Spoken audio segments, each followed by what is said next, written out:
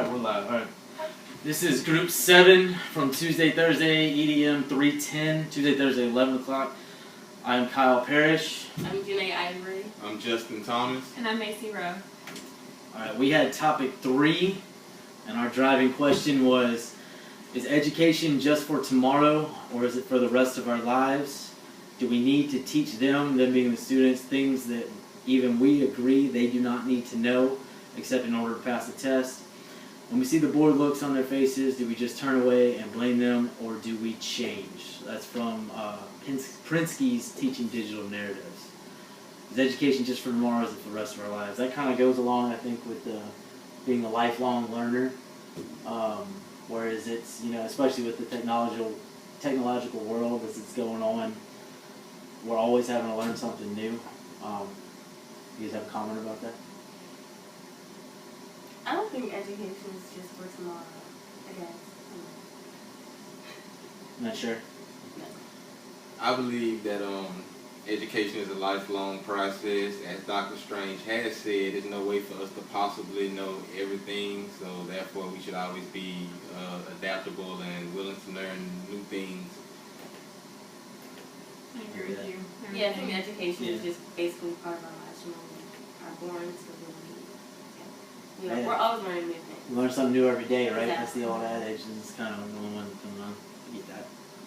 So, alright. Here was a good one.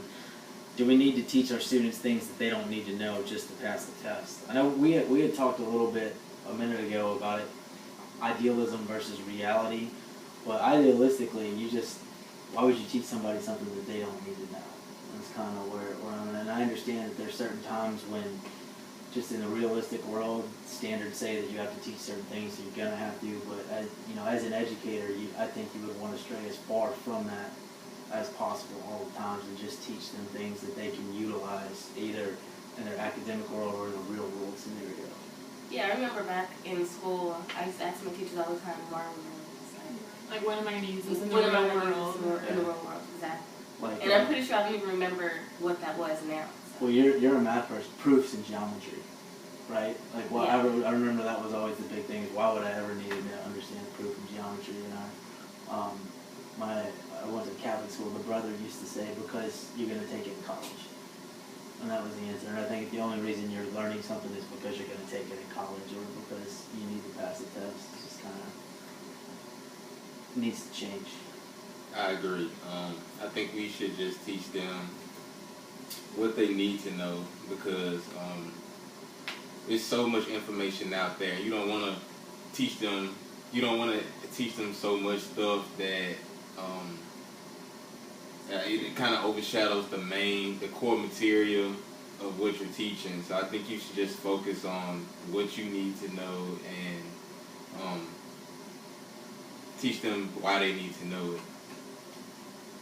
Yeah, but obviously, realistically, if the state says you have to abide by these standards and teach these standards, and the student must know this, because there are state tests and standardized tests, so you still would need to teach them, but I wouldn't want to. When you see bored looks on their faces, do we just turn away or blame them, or do we need to change? Well, obviously, we need to change. Like, I wouldn't want my students to be bored. I would want to teach them in a way that's fun, to where they can remember information and remember the stuff, the material. Well, if they start looking bored, you could always go to, like, a fun activity for them Yeah. to learn. Like, okay, let's try this, or get some. No, I mean being bored sucks, and Yeah. you just being bored in class, you don't retain anything because you're just thinking about how boring it is and what you want to do. And I think we said earlier, if it's one thing if a couple students are bored, but if your whole class is bored, then as an educator, you need to do some self-reflection and figure out what are you doing wrong that bores this whole class to tears. Well, I agree. I believe that teachers should be adaptable and flexible with their lesson plans and their teaching strategies. If everyone in the classroom is bored, I think it's the teacher has to take responsibility and try to figure out ways in which they can engage the classroom and make incorporate activities and make lesson plans more fun. So it'll help their students learn, and they'll have a better appreciation for what they're learning. Yeah, I don't think class should be predictable. Like, I don't think a student Ooh, should come that's in good. expecting to have a lecture or expecting to do a certain thing. Like, I think that maybe you should switch it up and do like a Jeopardy game or something like that, so it wouldn't be predictable and they wouldn't already come to class expecting to be bored.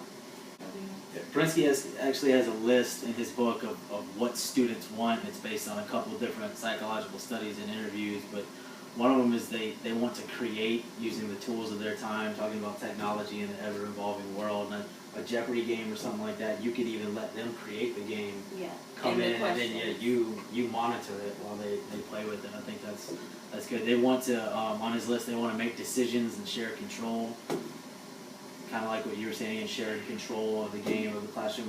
Have them lead a guided discussion. And so that was our driving question. And then we had, or our topic question, I guess to say, and then a couple other driving questions. What evidence does Prinsky give? And there's that list, and a few of the other things we're going to be talking about throughout the rest of the conversation will be more evidence that he gives.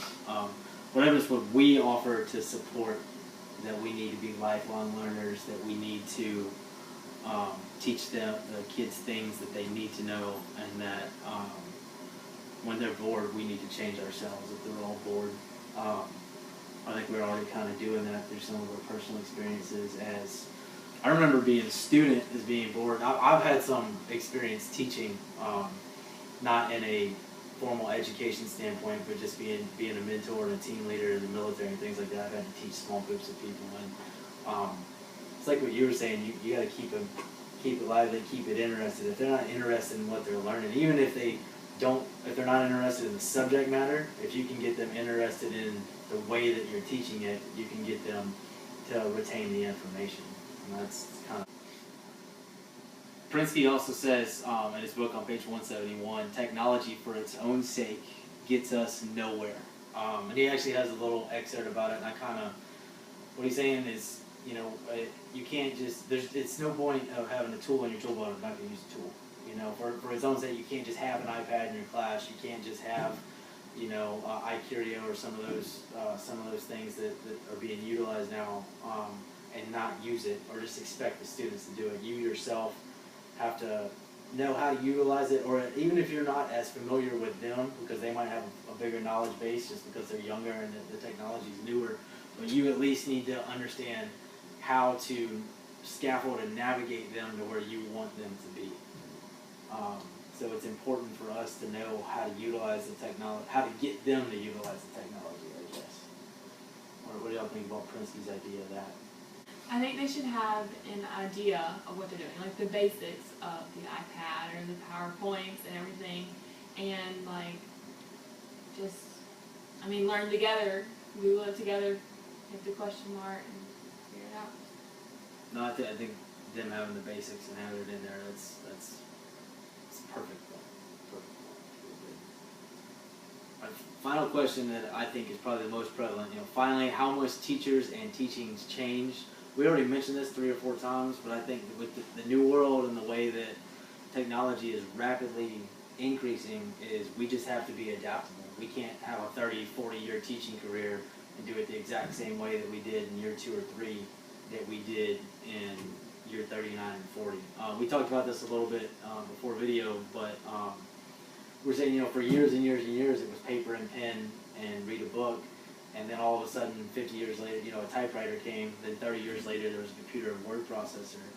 And now, within 5, 10 years, by the time with students from, first grade till they start high school, the way that they do things have completely changed. And if we're going to be teaching, we need to understand that we must adapt with the times. Even if we don't fully buy into everything, we need to understand that the students, their academic world, the way that they learn and the way that they utilize things is constantly changing.